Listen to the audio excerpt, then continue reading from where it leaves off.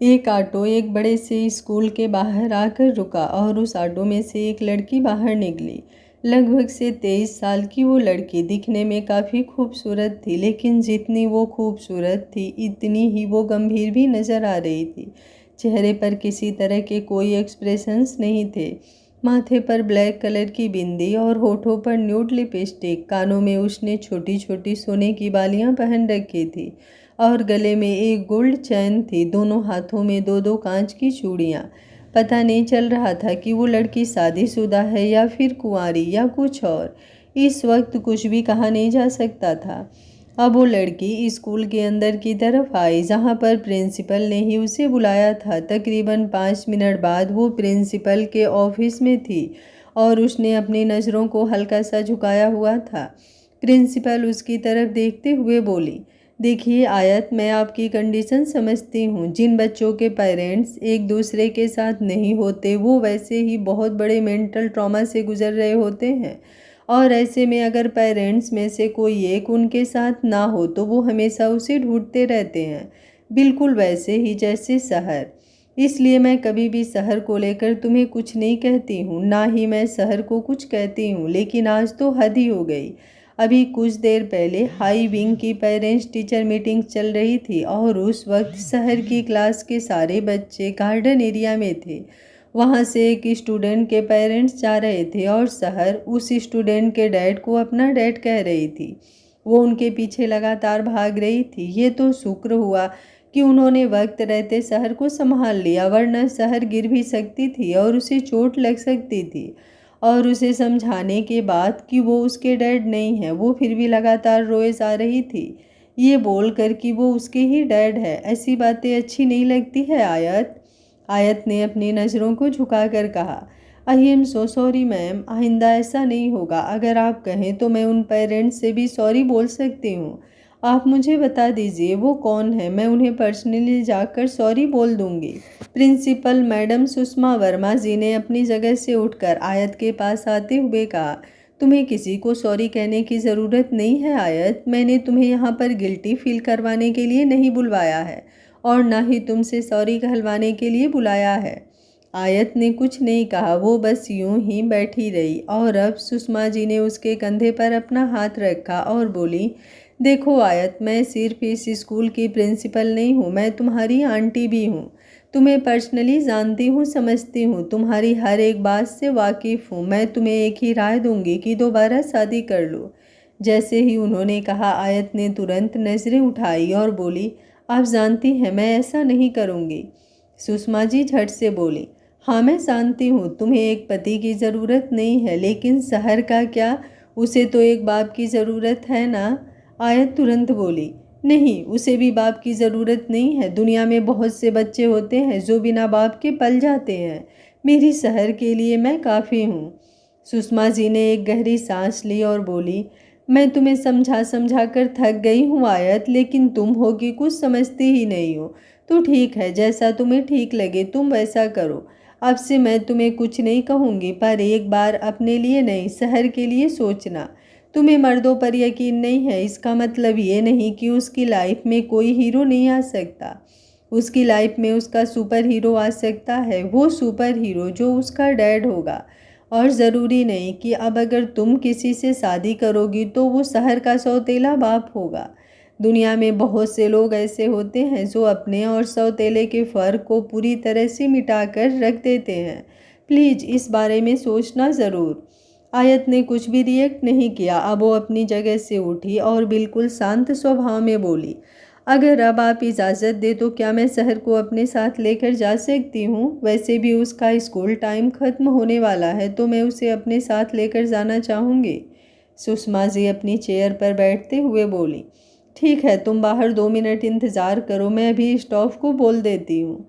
आयत ने अपना चेहरा हाँ में हिलाया और फिर बाहर आकर बैठ गई। इस वक्त उसके दिल में बहुत कुछ चल रहा था, लेकिन उसके चेहरे पर किसी तरह के कुछ रिएक्शन नहीं थे। उसके कानों में सुषमा जी की कही बात गूंज रही थी, तुम्हें मर्दों पर यकीन नहीं है, इसका मतलब ये नहीं कि उसकी लाइफ में कोई हीरो नहीं आ सकता। उसकी लाइफ में उसका सुपर हीरो आ सकता है, वो सुपर हीरो जो उसका डैड होगा। वो अब धीमी सी आवाज़ में बोली, ना ही मेरी लाइफ में किसी हीरो की ज़रूरत है और ना ही मेरी शहर की लाइफ में किसी सुपर हीरो की। हम दोनों एक दूसरे के साथ खुश हैं, बहुत खुश हैं। ये बोलते हुए उसकी आवाज़ भी उसका साथ नहीं दे रही थी। वहीं दूसरी तरफ तुम्हारी खुशियों को तो ग्रहण लग गया दृश्यम मल्होत्रा, ग्रहण लग गया। और तुम बेशक से कुछ भी कर लो, लेकिन ये ग्रहण तुम तब तक नहीं हटा पाओगे जब तक तुम मुझे पूरी तरह से एक्सेप्ट ना कर लो।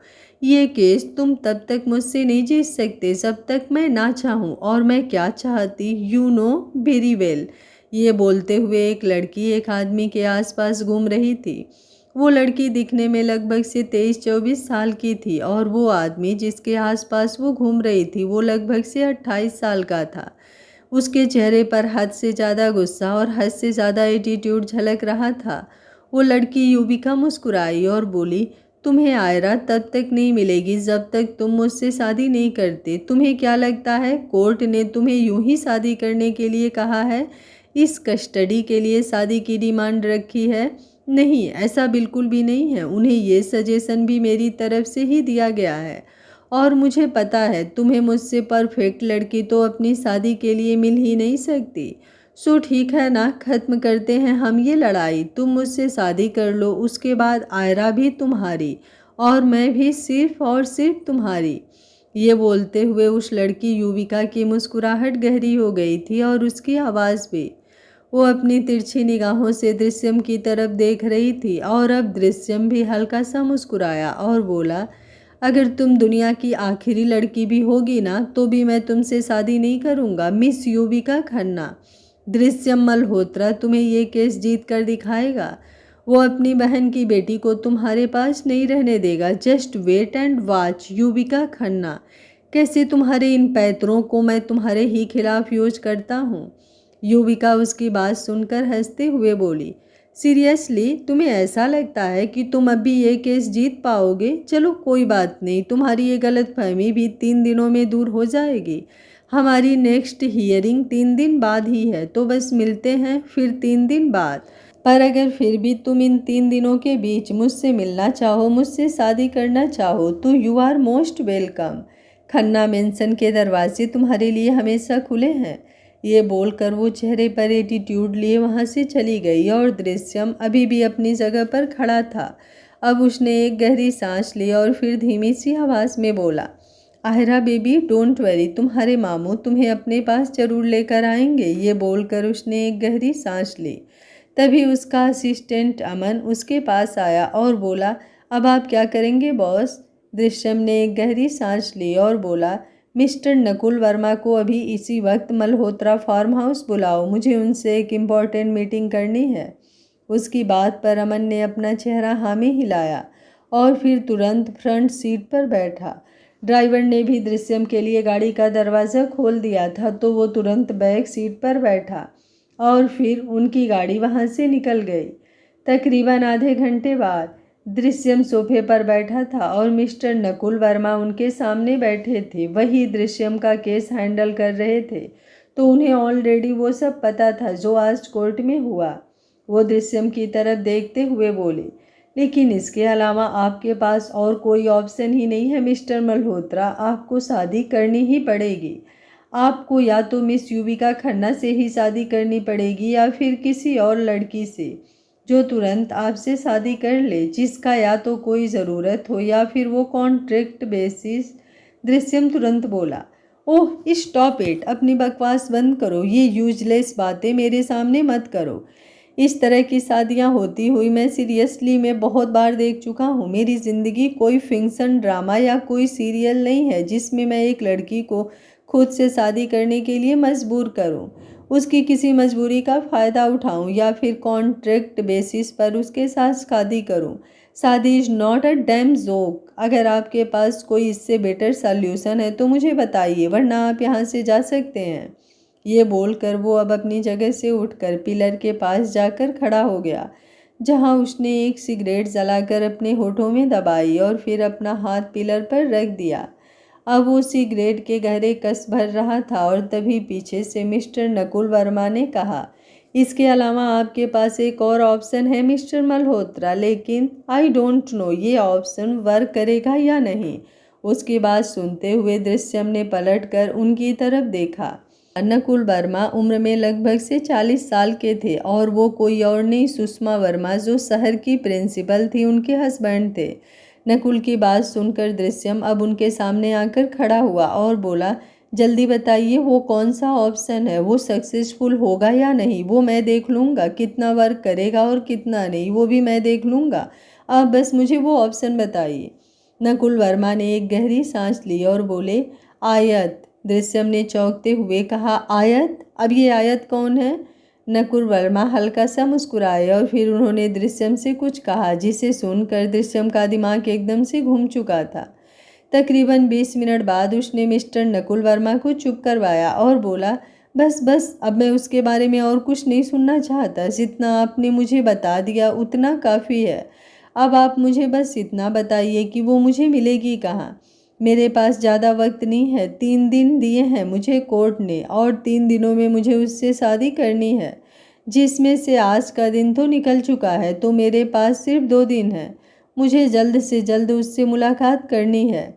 मिस्टर नकुल वर्मा ने अपने हाथ में बांधी हुई घड़ी की तरफ देखा और बोले, अभी तो फिलहाल रात के 8 बज गए हैं, तो मुझे नहीं लगता इस वक्त आपका आयत से मिलना ठीक होगा मिस्टर मल्होत्रा, लेकिन कल मैं आप दोनों की मीटिंग करवा देता हूँ। मुझे नहीं लगता वो जल्दी ही मानेगी, लेकिन एक वही ऐसी लड़की है जिससे शादी करना फ़िलहाल आपके लिए सेफ होगा। दृश्यम अपनी आईब्रो ऊपर की तरफ उठाते हुए बोला, लेकिन अगर कल को उसकी वजह से भी मुझे कोई प्रॉब्लम हुई तो? आई मीन पैसों का लालच इंसान को बदल देता है। अगर उसके दिल में भी लालच आ गया तो? नकुल हल्का सा मुस्कुराए और बोले, पिछले 4 सालों से मैं आयत को देख रहा हूँ, अभी तक तो उसमें ज़रा सा भी बदलाव नहीं आया। और वैसे भी जिस सिचुएशन में आप हैं, आपके पास ये रिस्क उठाने के अलावा और कोई ऑप्शन भी कहाँ है। उनकी बात पर दृश्यम खामोश हो गया था। उसने एक गहरी सांस ली और बोला, ओके फाइन, कल वो मुझे कहाँ मिलेगी? एड्रेस और टाइम वगैरह आप मुझे मैसेज कर दीजिएगा, अब आप जा सकते हैं। जैसे ही उसने कहा, मिस्टर नकुल वर्मा एक बार फिर से हल्का सा मुस्कुराए और फिर वहाँ से चले गए। उनके जाने के बाद अमन दृश्यम की तरफ देखते हुए बोला, मुझे लगता है हमें मिस आयत से मिलने से पहले ही उनके बारे में सब कुछ पता लगवा लेना चाहिए बॉस। मिस्टर वर्मा को तो उनके बारे में क्या ही पता होगा, लेकिन आप बस मुझे आधा घंटा दीजिए, मैं उनकी सारी डिटेल्स आपको भिजवाता हूँ। उसकी बात पर दृश्यम ने अपना चेहरा हाँ में हिलाया और अमन अब वहाँ से चला गया। दृश्यम अब एक बार फिर से पिलर के पास खड़ा हो गया और एक सिगरेट उसने जलाते हुए अपने होठों में दबाई और फिर गहरा कस भरकर बोला, मिस आयत, आई होप तुम उन लड़कियों में से नहीं होगी जिन्हें लड़के लड़के नहीं बल्कि एक ATM कार्ड नज़र आते हैं। तुम गोल्ड डिगर नहीं होगी। वैसे तो तुम जो हो जैसी हो मुझे इन बातों से फ़र्क नहीं पड़ता। मेरे पास इतना है कि अगर तुम थोड़ा बहुत ले भी जाओगी तो मुझे घंटा फ़र्क नहीं पड़ेगा। और वैसे भी सिर्फ कुछ दिनों की बात है। एक बार मेरी आयरा हमेशा के लिए मेरे पास आ जाए, उसके बाद तुम बेशक से जहन्नुम में जाना, मुझे क्या। ये बोलकर उसने एक बार फिर से उस जलती हुई सिगरेट को अपने होठों में दबाया और एक लंबा कस खींचा। तभी टेबल पर रखा हुआ उसका फ़ोन बजा। उसने अपने फ़ोन की तरफ देखा, उसे कॉल मल्होत्रा मेंशन से आ रही थी। एक गहरी सांस लेकर उसने वो फ़ोन साइलेंट किया और फिर फार्म हाउस से निकल गया। वहीं दूसरी तरफ एक खूबसूरत सा घर और काफ़ी बड़ा भी, जो किसी और का नहीं मिस्टर और मिसेस वर्मा का था। मिस्टर नकुल वर्मा और मिसेस सुषमा वर्मा वो दोनों उस घर के नीचे वाले फ्लोर में रहते थे। उनके बच्चे बाहर थे इसलिए वो अकेले थे, लेकिन उन्होंने अपना ऊपर वाला एरिया आयत को ही रेंट पर दे रखा था, इसलिए वो दोनों आयत को बहुत अच्छी तरह से जानते थे। मिस्टर वर्मा सुषमा जी की तरफ देखते हुए बोले, आपको क्या लगता है आयत इस शादी के लिए मानेगी? सुषमा जी ने एक लंबी सांस ली और बोली, मुझे तो नहीं लगता नकुल जी, क्योंकि आज ही मैंने आयत से बात की थी, उसे अपनी ज़िंदगी में आगे बढ़ने के लिए कहा था, लेकिन उसने तो साफ मना कर दिया। ऐसे में वो ये शादी करेगी मुझे तो नहीं लगता, पर फिर भी आप एक बार उन दोनों की मुलाकात करवा कर देख लीजिए, क्या पता बात बन जाए। मैं तो चाहती हूँ बस मेरी सहर को उसके सुपर हीरो मिल जाए। आपको पता है वो बेचारी हर किसी में अपने बाप को देखती है। जब कोई बच्चा ऐसे अपने माँ बाप के लिए तड़पता है ना, तो मुझसे देखा नहीं जाता। उनकी बात पर नकुल जी ने आकर उन्हें संभाला, क्योंकि सुषमा जी की आंखों में नमी तैर गई थी। वहीं दूसरी तरफ ऊपर वाले फ्लोर पर आयत बेड पर लेटी हुई थी और उसके बगल में ही एक छोटी सी बच्ची लेटी हुई थी जो लगभग से 5 साल की थी, और उसने अपने हाथ में सुपरमैन का सॉफ्ट टॉय पकड़ा हुआ था। आयत ने उसके हाथों से वो सॉफ्ट टॉय लेना चाहा, लेकिन तभी सहर जोरों से बोली, नहीं पापा, मुझे छोड़कर मत जाओ। आप सिर्फ मेरे पापा हो, आप मुझे छोड़कर नहीं जा सकते। पापा, मुझे आपके साथ रहना है। उसकी बातें सुनकर आयत ने तुरंत वो टॉय छोड़ दिया था और सहर के बालों को सहलाने लगी थी। उसकी आंखों में नमी तैर गई थी। उसने नीचे झुककर सहर के माथे को बड़े ही प्यार से चूमा और बोली, आई एम सो सॉरी बेटा, आप मम्मा से जो मांगते हो मम्मा आपको दे देती हैं, लेकिन मम्मा आपके पापा आपको नहीं दे सकती। आई नो आपको इस बात पर मम्मा पर गुस्सा भी आता होगा, लेकिन मैं क्या करूं बेटा, अब मैं हम दोनों की लाइफ में किसी तीसरे को नहीं ला सकती। ये बोलकर उसने सहर को पूरी तरह से अपनी बाहों में भर लिया था। सुबह का वक्त लगभग से 9 बजे। आज संडे था तो सहर को स्कूल नहीं जाना था। आयत जल्दी से अपना काम निपटा रही थी ताकि बाद में उसे कोई प्रॉब्लम ना हो। आज वो सहर को मॉल लेकर जाने का सोच रही थी। कितने दिनों से उसने सहर को कहीं पर घुमाया नहीं था। उसे लग रहा था कि शायद इसलिए सहर अपने पापा को कुछ ज़्यादा ही मिस कर रही है। पर आज वो उसे एक अच्छी आउटिंग करवाने वाली थी, जिसके बाद वो सब कुछ भूल जाए। तभी सुषमा जी ऊपर वाले फ्लोर पर आई और उन्होंने डोरबेल बजाई तो आयत ने जल्दी से दरवाज़ा खोला। वो सुषमा जी को देखकर मुस्कुराई और बोली, good morning ma'am. Sushma ji झट से बोली, मैंने कितनी बार कहा है तुम्हें मुझे घर पर मैम मत कहा करो, मुझे यहाँ आंटी ही कहा करो। आयत ने उन्हें सोफे पर बैठने के लिए कहा और फिर मुस्कुराते हुए बोली, मैं भी आपके लिए चाय कॉफ़ी लेकर आती हूँ। सुषमा जी जल्दी से उसे रोकते हुए बोली, नहीं, मुझे उन सब की ज़रूरत नहीं है। एक्चुअली आज मुझे तुमसे एक ज़रूरी बात करनी है, लेकिन मुझे लगता है तुम कहीं जा रही हो। आयत झट से बोली, हाँ, वो मैं बस सहर को उठाने ही वाली थी। एक्चुअली मैं आज उसे मॉल लेकर जाने का सोच रही हूँ, तो बस उसी के लिए रेडी हो रही थी। सुषमा जी उसकी बात सुनकर मुस्कुराई। आयत खुद ब खुद बाहर जा रही थी तो अब उसका दृश्यम से मिलना भी आसान हो जाता। उन्होंने अब आयत को अपने साथ बैठने के लिए कहा। आयत हैरानी से उन्हें देखते हुए बोली, क्या हुआ आंटी, ऐसा भी आपको मुझे क्या कहना है? सुषमा जी ने उसका हाथ थामते हुए कहा, पहले तुम मुझसे वादा करो कि मेरी बात सुनकर तुम मुझसे नाराज नहीं हो जाओगी, मुझ पर गुस्सा नहीं करोगी। आयत जल्दी से बोली, ऐसा तो मैं कभी कर ही नहीं सकती आंटी, आप जानती हैं मैं आपकी कितनी रिस्पेक्ट करती हूँ। आप पर गुस्सा करने का तो कभी पॉसिबल ही नहीं है। अगर आप लोगों ने मेरा इतना साथ नहीं दिया होता तो शायद मैं शहर के लिए इतना सब कभी कर ही नहीं पाती। सुषमा जी ने अब उसके गाल पर अपना हाथ रखा और मुस्कुराकर बोली, एक चीज़ मैं तुम्हारे लिए और करना चाहती हूँ आयत, प्लीज़ मेरी बात को ध्यान से सुनना। उनकी इस बात पर आयत अब पूरी तरह से खामोश हो गई थी और फिर सुषमा जी ने अपनी बात कहनी शुरू की। उनकी बात सुनते हुए आयत के चेहरे पर अजीब से एक्सप्रेशंस थे।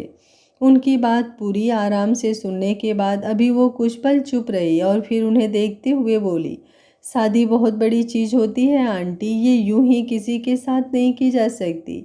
आई नो मिस्टर मल्होत्रा को अपनी भांजी की कस्टडी चाहिए, लेकिन मैं नहीं जानती इसके पीछे उनके इरादे क्या हैं, तो मैं उनका साथ देने के लिए उनसे शादी भी नहीं कर सकती। सॉरी, लेकिन आपकी ये बात मैं नहीं मान पाऊँगी। पर आप रुकिए, मैं आपके लिए चाय कॉफ़ी बना कर लेकर आती हूँ, प्लीज़ आप पीकर ही जाइएगा। ये बोलकर वो तुरंत अपनी जगह से उठ गई थी। दो चार शब्दों में अपनी बात कैसे ख़त्म करनी है ये आयत बहुत अच्छी तरह से जानती थी। सुषमा जी जल्दी से उसे रोकते हुए बोली, लेकिन तुम एक काम तो कर सकती हो ना आयत, तुम मिस्टर दृश्यम मल्होत्रा से मिल तो सकती हो ना। ठीक है, तुम उन्हें सामने से मना कर देना, कोई बात नहीं, कोई तुम्हारी बात का बुरा नहीं मानेगा, लेकिन प्लीज़ उन्हें अपनी बात कहने का एक मौका तो दो, कम से कम उनकी बात सुन तो लो, वरना उन्हें लगेगा कि हमने ही तुमसे बात नहीं की। ऐसे वो हमें ही गलत समझेंगे। आयत उनकी बात पर अब एक बार फिर से खामोश हो गई थी और सुषमा जी बस मन ही मन ये सोच रही थी कि किसी भी तरह आयत दृश्यम से मिल ले, क्योंकि एक बार अगर वो दृश्यम से मिल गई तो पक्का दृश्यम उसे खुद से सौदी करने के लिए भी मना लेगा। तकरीबन 1 घंटे बाद शहर के साथ आयत मॉल में पहुंची। वो कैब से बाहर निकली और फिर शहर की उंगली पकड़कर मॉल के अंदर आई। आयत शहर की तरफ देखते हुए बोली, आप मम्मा की उंगली बिल्कुल भी नहीं छोड़ोगे बेटा, वरना आप गुम हो जाओगे। आपको पता है ना, ये माल बहुत बड़ा है। अगर आप यहाँ पर खो गए तो मम्मा आपको कैसे ढूंढूंगी? इसलिए बेशक से कुछ भी हो जाए, लेकिन आप मम्मा की उंगली मत छोड़ना। उसकी बात पर शहर ने अपना चेहरा हामी हिलाया और बोली, ओके मम्मा। ये बोलते हुए वो बेहद क्यूट लग रही थी। आयत अब उसे लेकर अंदर पहुंच चुकी थी। वो उसे सीधा किड्स एरिया में लेकर आई, जहां पर बहुत सारी गेम्स थी। एक सेपरेट एरिया बना हुआ था जहां पर बच्चों के खेलने के लिए भी एरिया बनाया गया था और अब आयत को उसकी टिकट लेनी थी। वो अभी फ़िलहाल टिकट ले ही रही थी कि पर्स से पैसे निकालने के लिए उसने शहर का हाथ एक पल के लिए छोड़ दिया। पैसे काउंटर पर देने के बाद उसने टिकट लिया और फिर शहर की तरफ देखा, लेकिन उसकी आंखें बड़ी हो गई। शहर वहां पर नहीं थी। वहीं दूसरी तरफ अमन के साथ दृश्यम भी मॉल में पहुंचा। वो अपनी पॉकेट में हाथ डाले अंदर की तरफ आते हुए बोला, कोई मिलने के लिए इस तरह की जगह सिलेक्ट करता है क्या? ओ गॉड, पता नहीं कैसी होगी ये लड़की, मुझे तो अभी से अजीब लग रहा है। ये बोलते हुए वो अंदर की तरफ आ ही रहा था कि तभी एक लड़की जोरों से उससे टकराई। वो लड़की नीचे गिर जाती, लेकिन दृश्यम ने जल्दी से उसे संभाल लिया था। वो लड़की कोई और नहीं, शहर थे। 5 साल की एकदम मासूम सी लड़की फिलहाल दृश्यम की बाहों में थी और दृश्यम ने अब उसे तुरंत अपनी गोद में उठा लिया। वो उसकी तरफ देखते हुए बोला, आप ऐसे अकेले क्यों घूम रही हो बेटा? आपकी फैमिली कहाँ है? आई मीन आपकी मॉम, आपके डैड, वो सब लोग कहाँ हैं? अभी वो बोल ही रहा था कि शहर ने उसके गाल पर अपना हाथ रखा और बड़ी ही मासूमियत भरी आवाज़ में बोली, पापा पापा। दृश्यम ने एक बार फिर से पूछा। हाँ वही तो मैं भी पूछ रहा हूँ बेटा, आपके पापा कहाँ हैं? शहर ने एक बार फिर से कहा, आप मेरे पापा हो। आई लव यू पापा। उसकी बात पर दृश्यम ने अब उसने साथ खड़े अमन की तरफ देखा। अमन झट से बोला, सर आपने शादी कब की और आपकी इतनी बड़ी बेटी भी हो गई है, आपने बताया नहीं। दृश्यम गुस्से से कांपते हुए बोला, यू जस्ट शट अप। इसके बाद अगर तुमने जरा सी भी बकवास की तो मैं तुम्हारा मुंह तोड़ दूंगा। सहर जल्दी से बोली, इतना गुस्सा नहीं करते पापा, शांत हो जाओ आप तो अच्छे पापा हो ना। अच्छे पापा गुस्सा और लड़ाई नहीं करते। चलो मम्मा के पास चलते हैं। सहर की ये बात सुनकर दृश्यम जल्दी से बोला, आपको कोई गलतफहमी हो रही है बेटा, मैं आपका पापा नहीं हूँ। मेरी तो कोई बेटी नहीं है और इन फ्यूचर कभी होगी भी नहीं। सहर जल्दी से बोली, मैं आपकी बेटी हूँ पापा, प्लीज़ ऐसा मत करो। मुझे अपनी बेटी बोलो ना, मुझे अपनी प्रिंसेस कहो ना। मेरी क्लास की सभी लड़कियों के पापा हैं, वो सभी लड़कियां अपने पापा की प्रिंसेस हैं, लेकिन मैं कोई प्रिंसेस नहीं हूँ। प्लीज़ आप मुझे अपनी प्रिंसेस कहो ना।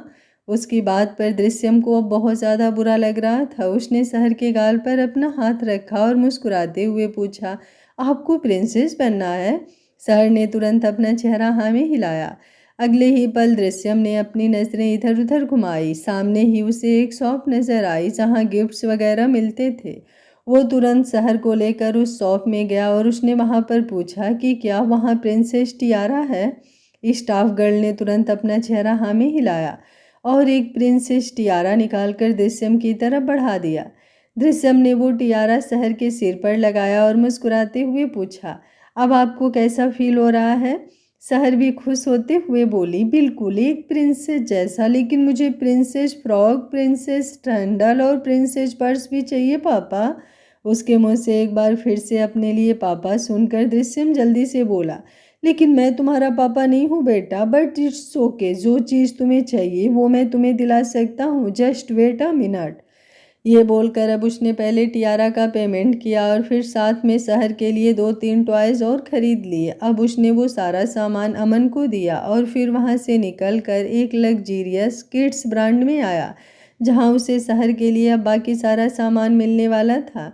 उसने शहर के लिए एक फ़्रॉक खरीदी, साथ में एक छोटा सा पर्स जो बहुत ज़्यादा खूबसूरत था, और उसकी पसंद की बेलीज़ भी जो उसके पैरों में बहुत ज़्यादा खूबसूरत लग रही थी।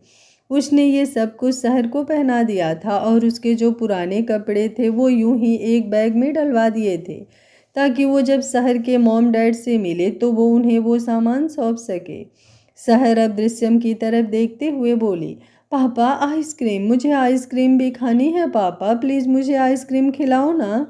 उसकी बात पर दृश्यम जल्दी से बोला, लेकिन तुम्हारे मॉम डैड तुम्हें ढूंढ रहे होंगे बेटा, मैं तुम्हें इतनी देर तक अपने साथ नहीं रह सकता। मुझे भी एक इम्पॉर्टेंट काम है, मुझे किसी से मिलना है। अमन जल्दी से बोला, अगर आयरा आपसे आइसक्रीम खाने की डिमांड करती तो क्या आप उसे मना करते बॉस? नहीं ना, तो आप इस प्यारी सी एंजल को भी क्यों मना कर रहे हैं? आप इसे भी आइसक्रीम खिला दीजिए ना। अमन की बात सुनकर दृश्यम एक बार फिर से शहर की तरफ देखने लगा था और उसे सच में शहर में आयरा ही नजर आ रही थी। वो हल्का सा मुस्कुराया और बोला, ओके फाइन, मैं तुम्हें आइसक्रीम खिलाने को तैयार हूँ, लेकिन पहले प्रॉमिस करो कि तुम ज़्यादा आइसक्रीम नहीं खाओगे। अभी मौसम चेंज हो रहा है तो मैं नहीं चाहता कि तुम्हें आइसक्रीम खाने के बाद कोई प्रॉब्लम हो, इसलिए प्लीज़ थोड़ी सी खाना। सहर ने तुरंत अपना चेहरा हाँ में हिलाया और बड़ी ही मासूमियत से बोली, ओके पापा। उसके मुँह से पापा सुनकर अब दृश्यम हंसा और बोला, मुझे नहीं पता तुम्हारी लाइफ में तुम्हारे पापा हैं या नहीं, लेकिन जिस तरह से तुम बार बार मुझे पापा बोल रही हो, मुझे नहीं लगता तुम्हारे पापा तुम्हारे साथ रहते हैं। शायद तुम्हारे साथ सिर्फ तुम्हारी मॉम है, इसलिए तुम अपने पापा को इतना ज़्यादा मिस कर रही हो। सहर झट से बोली, लेकिन अब तो आप भी हो ना मेरे साथ पापा, तो अब मैं आपको मिस नहीं करूँगी मेरे प्यारे पापा। यह बोलकर वो तुरंत दृश्यम के सीने से लग गई थी। उसने अपनी छोटी छोटी बाहें दृश्यम के गले से लपेट दी थी और दृश्यम अपनी जगह पर खड़ा सुन्न रह गया। इस वक्त उसे बहुत अजीब सी फीलिंग हो रही थी।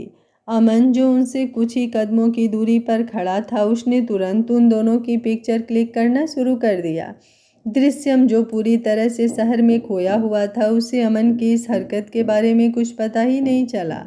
वहीं दूसरी तरफ आयत का रो रो कर बुरा हाल हो रहा था। वो कब से शहर को ढूंढ रही थी, लेकिन शहर उसे मिल ही नहीं रही थी। उसने अपने फ़ोन से शहर की पिक्चर्स दिखाते हुए वहां आसपास घूम रहे सब लोगों से शहर के बारे में पूछ लिया था, लेकिन शहर के बारे में किसी को कुछ नहीं पता था।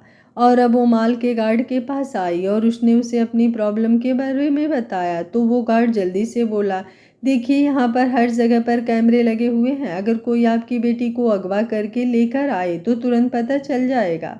आप एक काम कीजिए, मेरे साथ सिक्योरिटी रूम में चलिए, वहाँ पर हमें कैमरे से आपकी बेटी के बारे में पता चलेगा।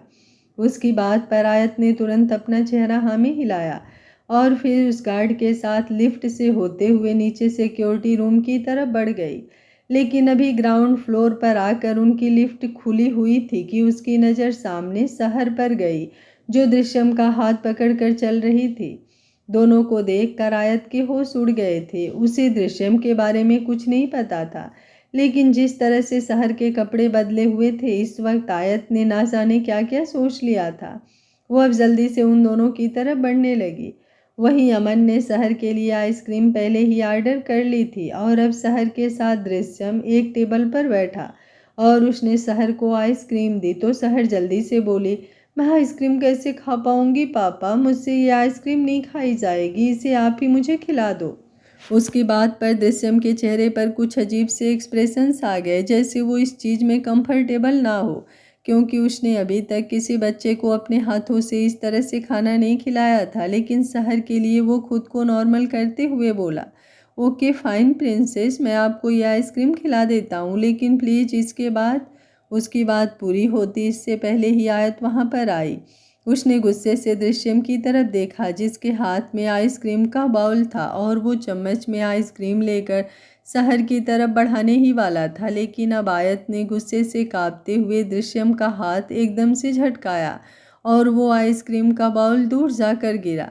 दृश्यम गुस्से से बोला, what is this behaviour, how dare you, तुम्हारी हिम्मत कैसे हुई मेरे साथ ये बदतमीजी करने की। आयत ने उसकी बात सुनी लेकिन कोई जवाब नहीं दिया, बल्कि गुस्से से लाल होते हुए अब उसने सहर को अपनी तरफ घुमाया और उसे तुरंत अपनी गोद में उठाकर अपने सीने से लगा लिया। वो दृश्यम की तरफ देखते हुए बोली, आजकल ज़माना आगे बढ़ गया है। मैंने सोचा नहीं था। पहले तो लोग बच्चों को बाहर सड़कों से किडनैप करते थे, लेकिन अब किडनैपिंग के लिए वो ऐसे मॉल में घुसने लगे हैं, और वो भी ऐसे अमीर लोगों का पहनावा पहनकर घूमने लगे हैं ताकि किसी को उन पर शक ना हो जाए। मैंने सोचा भी नहीं था। दृश्यम चौंकते हुए बोला, किडनैपिंग? आयत एक बार फिर से बोली, हाँ किडनैपिंग। मेरी सहर को किडनैप करने वाले थे ना तुम, इसलिए तो तुमने उसके कपड़े तक बदल दिए ताकि किसी को कुछ पता ना चले। कितने घटिया इंसान हो तुम। शर्म नहीं आती तुम्हें इस तरह की हरकतें करते हुए? मैं तुम्हें नहीं छोड़ूंगी। मैं तुम्हें पुलिस के हवाले करूंगी, तब जाकर तुम लोगों की अक्ल ठिकाने आएगी। बहुत अच्छी तरह से जानती हूँ मैं। तुम अकेले नहीं हो, तुम्हारे साथ तुम्हारा पूरा गैंग होगा जो इतनी घटिया हरकतों को अंजाम देता है। इसके आगे वो कुछ कहती उससे पहले ही दृश्यम चिल्लाया, shut up you, just shut up bloody idiot. अपने आप को समझती क्या हो तुम कि कुछ भी बोलती जाओगी और सामने वाला सुनता रहेगा? एक तो खुद अपने बच्चे को संभालती नहीं हो और ऊपर से दूसरों को इल्ज़ाम लगाती हो। और अब मुझे समझ में आया कि ये लड़की मुझे बार बार अपना पापा क्यों बोल रही थी, क्योंकि इसकी मॉम तुम हो, और जैसी तुम हो मुझे बहुत अच्छी तरह से समझ आ रहा है कि इसका बाप तो तुम्हारे साथ रहता ही नहीं होगा। तुम जैसी औरत के साथ कोई रहे भी तो रहे कैसे? सामने वाला पागल नहीं हो जाएगा तुम्हारी बकवास सुनकर? इसलिए इसके बाप ने तुम्हें छोड़ दिया होगा, और अब ये बेचारी बच्ची अपने पापा को ढूंढते हुए इधर उधर घूम रही है और अनजान लोगों को ही अपना पापा बोल रही है। उसकी बात सुनकर आयत हैरानी और गुस्से के मिले जुले भाव से उसे देख रही थी। कहीं ना कहीं दृश्यम की बातें सुनकर उसे रियलाइज़ हो गया था कि दृश्यम कोई बहरूपिया या फिर कोई किडनैपर नहीं है। यहाँ उसने दृश्यम को गलत समझ लिया। शहर ही दृश्यम के पास गई और उसे पापा बोलने लगी तो शायद दृश्यम के दिल में शहर के लिए सॉफ्ट कॉर्नर आ गया, और वो इसलिए उसे शॉपिंग करवा रहा था और आइसक्रीम खिला रहा था। लेकिन ये सब रियलाइज़ करने के बाद भी आयत दृश्यम से सॉरी तो बिल्कुल नहीं बोलने वाली थी। अब वो दांत पीसते हुए बोली, अगर कोई आपको भगवान कहेगा तो क्या आप सच में भगवान बन जाएंगे? नहीं ना, आप रहेंगे तो इंसान ही। तो इस केस में भी आप शहर के बार बार आपको पापा कहने से उसके पापा बन नहीं जाएंगे। वो तो छोटी बच्ची है, कुछ भी बोलती है, लेकिन आपको तो अच्छी तरह से पता है ना कि आपका शहर से कोई लेना देना नहीं है। तो आपके शहर के लिए ये सब करने की ज़रूरत भी नहीं थी। मैं किसी का एहसान नहीं लेती। दृश्यम गुस्से से कांपते हुए बोला, अरे तुम पागल हो क्या? मतलब तुम्हारे अंदर कॉमन सेंस है भी या नहीं? एक तो मैंने तुम्हारी बेटी को सच में किडनैप होने से बचाया, क्योंकि अगर वो मुझे नहीं मिलती और गलती से किसी और के पास चली जाती, किसी ऐसे इंसान के पास जो इसका फ़ायदा उठा सकता था, तो तुम क्या कर लेती? हाँ, फिर भी तुम यूँ गुस्सा करती? नहीं, फिर तुम उस इंसान के सामने गिड़गिड़ाती कि प्लीज़ मेरी बच्ची को छोड़ दो, उसे कोई तकलीफ़ मत पहुँचाओ। पर यहाँ मुझ जैसे मैच्योर इंसान ने तुम्हारी बेटी को अच्छे से हैंडल किया, उसे संभाल कर रखा, उसके लिए इतना सब कुछ किया, और बदले में मुझे क्या मिल रहा है? तुम्हारी ये जली कटी बातें। तो हेलो मैडम, मुझे तुम्हारी ये फालतू की बकवास सुनने का कोई शौक़ नहीं है। एक तो तुम्हारी बेटी के लिए इतना। उसकी बात पूरी होती उससे पहले ही आयत चिल्लाकर बोली, तो आपको किसने कहा था मेरी बेटी के लिए कुछ कीजिए? यहाँ पर कितने गार्ड्स खड़े हैं, आप उन्हें भी तो मेरी बेटी को हैंड ओवर कर सकते थे ना। दृश्यम अब पूरी तरह से इरिटेट होकर बोला, यू नो वाट, गलती मेरी ही है कि मैंने तुम्हारी इस बच्ची को संभाला। मुझे सीरियसली इसे छोड़ देना चाहिए था, लेकिन क्या करूं, मेरे अंदर की इंसानियत अभी तक मरी नहीं है। बाकी बातें तो छोड़ो, लेकिन एक बात मैं तुमसे ज़रूर कहना चाहूँगा, जितनी तुम्हारी बेटी प्यारी है ना, तुम उतनी ही घटिया और बददिमाग टाइप की हो। और जिनके पास दिमाग ना हो उसके साथ बहस करने का मुझे कोई शौक़ नहीं है। अपनी बेटी को संभालो, और अगर हो सके तो खुद भी संभलो miss, I mean Mrs, whatever you are. ये बोलकर वो अब तुरंत वहाँ से चला गया। वो अब खुद में बड़बड़ा रहा था, फालतू में टाइम वेस्ट करवा दिया मेरा। अगर इन सब के चक्कर में वो निकल गई होगी तो ओ गॉड, मुझे भी तो इन सब के चक्कर में नहीं पड़ना था। मुझे तो क्या नाम था उसका, मिस आयत, उससे मिलना था। ये बोलते हुए वो ऊपर टॉप फ्लोर की तरफ देख रहा था। अमन जल्दी से बोला, हाँ सर, हमें टॉप फ्लोर पर ही जाना है, वहीं पर कैफेटेरिया है, वहीं पर हमें मिस आयत मिलेंगे। उसकी बात पर दृश्यम ने अपना चेहरा हाँ में हिलाया और लिफ्ट से होते हुए टॉप फ्लोर की तरफ चला गया। वहीं आयत ने शहर को पूरी तरह से अपनी बाहों में समेटा हुआ था। वो रोते हुए बोली, क्या करती हो आप बच्चे? आपको पता भी है मम्मा को कितनी टेंशन हो रही थी, मम्मा कितनी डर गई थी। अगर आपको कुछ हो जाता तो, अगर आपको कोई ले जाता तो फिर मम्मा क्या करती? मम्मा तो जीते जी मर ही जाती। उसकी बातें सुनकर सहर ने तुरंत उसके गालों पर अपने छोटे छोटे हाथ रखे और बड़े ही प्यार और मासूमियत के साथ बोली, स्टॉप क्राइंग मम्मा, बड़े बच्चे रोते नहीं, पर मुझे पापा चाहिए, मुझे वही पापा चाहिए, वो बहुत अच्छे थे। उन्होंने मुझे प्रिंसेस फ्रॉक भी दिलाई और साथ में ये बेलीज भी।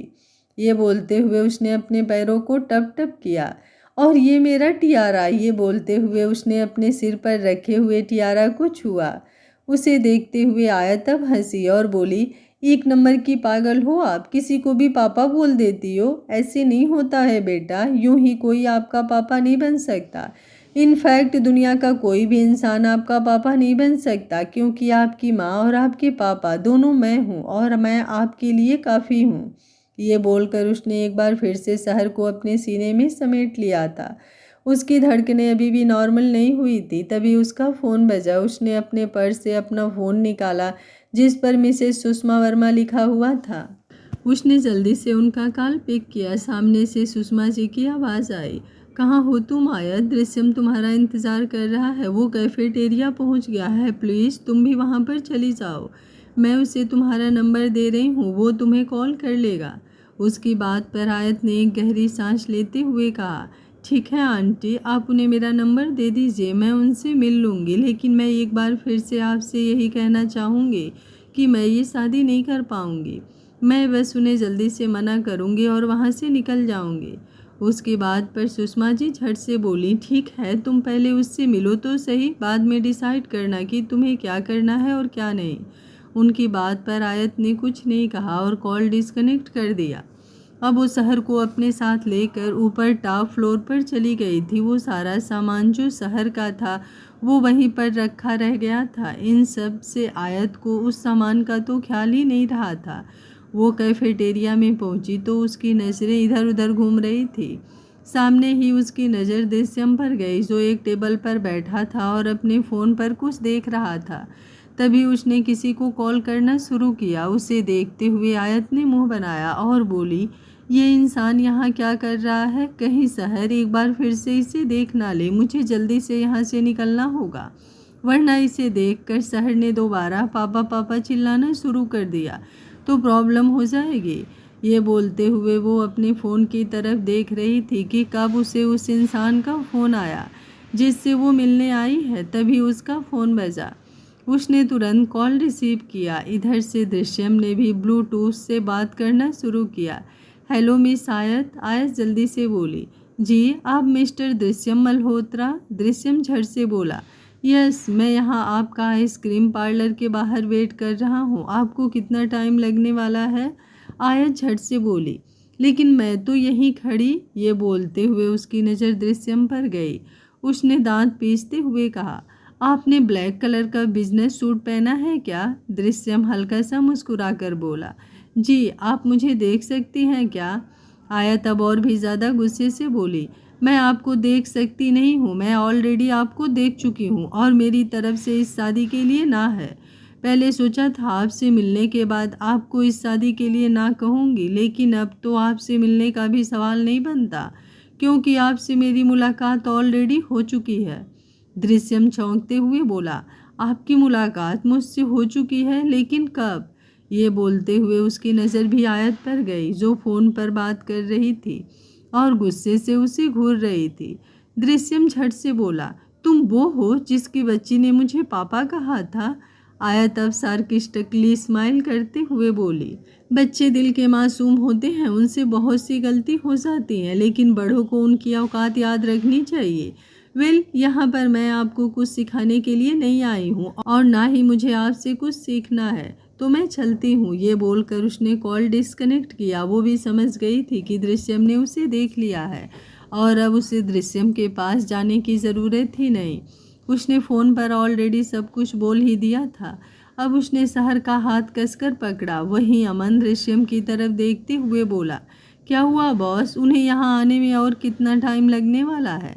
दृश्यम दांत पीसते हुए बोला, अब वो यहाँ नहीं आने वाली। अमन झट से बोला, लेकिन फिर तो प्रॉब्लम हो जाएगी। आपके पास सिर्फ 2 ही दिन है, जिसमें से आज का आधा दिन तो निकल गया। अब आप क्या करेंगे बॉस? क्या आयरा बेबी हमेशा के लिए युविका खन्ना के पास रह जाएगी? उसकी बात सुनकर दृश्यम का दिमाग एकदम से घूम गया था। वो ऐसा इंसान नहीं था कि किसी से जाकर रिक्वेस्ट करे, लेकिन इस वक्त उसका दिमाग बहुत तेज़ी से चल रहा था। लड़कियां उससे बहुत मिल सकती थी, उसके ऊपर मरने वाली लड़कियों की कमी नहीं थी, लेकिन हर कोई सिर्फ दृश्यम मल्होत्रा की बॉडी या फिर उसके पैसों को चाहता था। कोई भी लड़की उसकी नज़र में ऐसी नहीं थी जो उसकी हेल्प करने के लिए उससे शादी करे, जेनुइनली उसकी प्रॉब्लम को समझे, और ना ही वो किसी ऐसी लड़की से शादी करके खुद को किसी प्रॉब्लम में डाल सकता था। सिर्फ आयरा ही नहीं, उसकी लाइफ में और बहुत सी चीज़ें ऐसी थी जिसके बारे में उसे सोचना था। अगले ही पल वो खुद से बोला, मुझे उससे बात करनी ही होगी। ये बोलकर अब वो तुरंत आयत के पीछे पीछे गया। आयत शहर को लेकर लिफ्ट की तरफ जा ही रही थी कि दृश्यम अचानक से उसके सामने आकर खड़ा हुआ। आयत उसे देखते हुए बोली, क्या हुआ, अब आप यहाँ क्यों आए हैं? दृश्यम खुद को शांत रखते हुए बोला, देखो आई नो हम दोनों की पहली मुलाकात अच्छी बिल्कुल भी नहीं है, लेकिन आई थिंक हम इसे सॉल्व कर सकते हैं। आयत एटीट्यूड के साथ बोली, लेकिन मुझे कुछ सॉल्व करना ही नहीं है मिस्टर दृश्यम मल्होत्रा। ऐसा नहीं है कि मैं आपसे उस मुलाकात की वजह से बिना मिले जा रही हूँ। मैं वैसे भी आपको मना ही करने वाली थी, क्योंकि मैं इन सब के लिए कंफर्टेबल नहीं हूँ, लेकिन सुषमा आंटी के कहने पर मैं बस आपसे मिलने चली आई। पर मैं आपकी प्रॉब्लम सॉल्व नहीं कर पाऊँगी, मैं आपका साथ नहीं दे पाऊँगी। दृश्यम उसके चेहरे को गौर से देख रहा था और कुछ समझने की कोशिश कर रहा था। जितना अब तक उसने आयत से बात की थी, उससे वो इतना तो समझ ही गया था कि आयत काफ़ी सेल्फ रिस्पेक्ट वाली लड़की है, और वो उन लड़कियों में से बिल्कुल भी नहीं है जिनकी भीड़ हमेशा दृश्यम मल्होत्रा के आसपास लगी रहती थी। तो उसे मैच्योरली ही हैंडल करना होगा। आयत ने शहर का हाथ कसकर पकड़ा और फिर आगे की तरफ बढ़ने लगी। तभी दृश्यम एक बार फिर से बोला, तुम शहर से कितना प्यार करती हो? उसकी बात पर आयत की आंखें बड़ी हो गई, उसके कदम एकदम से रुक गए और अब दृश्यम दोबारा उसके सामने आकर खड़ा हुआ। आयत गुस्से से कांपते हुए बोली, आपकी हिम्मत भी कैसे हुई मुझसे ऐसा सवाल करने की कि मैं अपनी बेटी से कितना प्यार करती हूँ? उसकी बात पर दृश्यम झट से बोला, मैंने तुमसे ये सवाल किया ये जानने के लिए नहीं कि तुम अपनी बेटी से सच में कितना प्यार करती हो, सिर्फ तुम्हें ये बताने के लिए कि मैं आयरा से कितना प्यार करता हूँ। आयरा जो मेरी बहन की बेटी है, मुश्किल से 4 साल की है। मेरी बहन और उसके हस्बैंड की एक कार एक्सीडेंट में डेथ हो गई। उसके बाद से आयरा मेरे पास ही रह रही थी। मेरी फैमिली में मेरे अलावा मेरे मॉम डैड भी हैं। हम सब आयरा को बहुत प्यार करते हैं, लेकिन कुछ लोग होते हैं जिनके लिए प्यार शब्द लाइफ में एग्जिस्ट ही नहीं करता। उन्हें तो सिर्फ पैसों से ही मतलब होता है। आयरा के डैड की बहन युविका खन्ना मुझसे शादी करना चाहती है, और मुझसे शादी करने के चक्कर में उसने बहुत कुछ किया, और अब फाइनली वो आयरा के पीछे पड़ गई है। वो आयरा की कस्टडी लेना चाहती है, और इसके लिए उसने कोर्ट में केस भी कर दिया है। और अब कोर्ट ने मेरे सामने शर्त रखी है कि अगर मैंने शादी नहीं की, बिकॉज मैं लीगली आयरा को अडॉप्ट नहीं कर सकता, because I am a single man, पर अगर मैं शादी कर लूँ, मेरी एक फैमिली हो, तो मैं आयरा को अडॉप्ट कर सकता हूँ। और इसलिए मुझे तुम्हारी हेल्प चाहिए। मैं तुम्हें ये नहीं कहूँगा कि तुम मेरी हेल्प करो, मैं तुम्हें बस इतना कहूँगा कि जितना प्यार तुम अपनी प्रिंसेस से करती हो, उतना ही प्यार मैं अपनी एंजल से भी करता हूँ। अब तुम्हारी मर्जी है, तुम्हें मेरी हेल्प करनी है या नहीं। उसकी बात सुनकर आयत सोच में पड़ गई थी। वैसे तो वो इस झमेले में पड़ना नहीं चाहती थी, लेकिन अब दृश्यम ने बात ही ऐसी कर दी थी कि उसका दिल अपने आप पिघल रहा था। वहीं दृश्यम अपनी गहरी निगाहों से उसे देख रहा था, जैसे उसके चेहरे को पढ़ने की कोशिश कर रहा हो। वो उन लोगों में से नहीं था जो किसी का फालतू एटीट्यूड बर्दाश्त करे। किसी से रिक्वेस्ट करे, लेकिन फ़िलहाल उसके पास और कोई ऑप्शन नहीं था, बस उसे जैसे तैसे ये शादी करनी थी। उसके बाद उसने सोच लिया था कि वो 1 महीने में ही आयत को डिवोर्स दे देगा। वो अब एक बार फिर से बोला, 5 करोड़। उसकी बात पर आयत की आईब्रो एकदम से ऊपर उठ गई। दृश्यम एक बार फिर से बोला, मुझे लगता है तुम सिंगल मदर हो, तो मे भी तुम्हें फाइनेंस की भी प्रॉब्लम होगी। अगर तुम मेरी हेल्प करती हो तो बदले में मैं तुम्हें 5 करोड़ रुपए दूंगा। उसकी बात पर अब आयत का चेहरा एक बार फिर गुस्से से लाल होने लगा था। दृश्यम जो ऑलरेडी उसके एक्सप्रेशंस पढ़ रहा था, उसे तुरंत पता चल गया था कि आयत को गुस्सा आ रहा है। इसलिए वो जल्दी से बोला, देखो अब मैं इमोशनली या फिर मेंटली तो तुम्हारी हेल्प नहीं कर सकता, लेकिन फाइनेंशियली तो कर सकता हूँ। इसका मतलब ये नहीं कि मैं तुम्हें अपनी हेल्प के लिए पे कर रहा हूँ। बस जैसे तुम मुझे हेल्प कर रही हो वैसे मैं भी तुम्हें बस हेल्प करने की कोशिश कर रहा हूँ। अगर तुम ये हेल्प नहीं लेना चाहती तो इट्स ओके, कोई प्रॉब्लम नहीं है। उसकी बात पर अब आयत का गुस्सा थोड़ा शांत हो गया था और उसके चेहरे से साफ विजिबल हो रहा था। दृश्यम ने राहत की एक सांस ली और मन ही मन बोला, बहुत अजीब है ये लड़की, मुझे इसे कामली हैंडल करना ही होगा वरना आयरा। ये बोलते हुए अब उसके चेहरे पर भी मायूसी झलक रही थी। वहीं आयत ने अब सब कुछ सोच लिया था, वो डिसीजन लेने में ज़्यादा वक्त नहीं लगाती थी। इसलिए एक गहरी सांस लेकर वो दृश्यम की तरफ देखते हुए बोली, ओके फाइन, मैं आपकी हेल्प करने के लिए तैयार हूँ, लेकिन मेरी कुछ शर्तें हैं। उसकी बात पर दृश्यम ने सामने से तो कुछ नहीं कहा, लेकिन मन ही मन वो मुंह बनाते हुए बोला, एक बार तुम बस शादी करो मुझसे। अगर मैंने तुम्हारा दिमाग ठिकाने नहीं लगाया तो मैं भी दृश्यम मल्होत्रा नहीं, आई बड़ी दृश्यम मल्होत्रा के सामने शर्तें रखने वाली। आयत ने एक बार फिर से पूछा, अगर आपको मेरी वो शर्तें मंजूर है तो मैं आपसे शादी करने के लिए तैयार हूँ। दृश्यम इधर उधर देखते हुए बोला, बैठकर बात करें। आयत ने अब शहर की तरफ देखा जो कब से उनकी ही बातें सुन रही थी। जैसे ही अब आयत ने शहर की तरफ देखा, शहर झट से बोली, ये मेरे पापा बनने वाले हैं। आयत के चेहरे पर अनकंफर्टेबल से एक्सप्रेशंस आ गए। दृश्यम जल्दी से बोला, ये अमन मेरा असिस्टेंट, ये शहर का ख्याल रख लेगा, आई मीन उसे आइसक्रीम वगैरह खिला देगा, हम बैठकर बात करें। उसकी बात पर आयत ने अपना चेहरा हाँ में हिलाया और फिर शहर की तरफ देखते हुए बोली, आप 10 मिनट इन अंकल के साथ रहो, मैं बस अभी आती हूँ।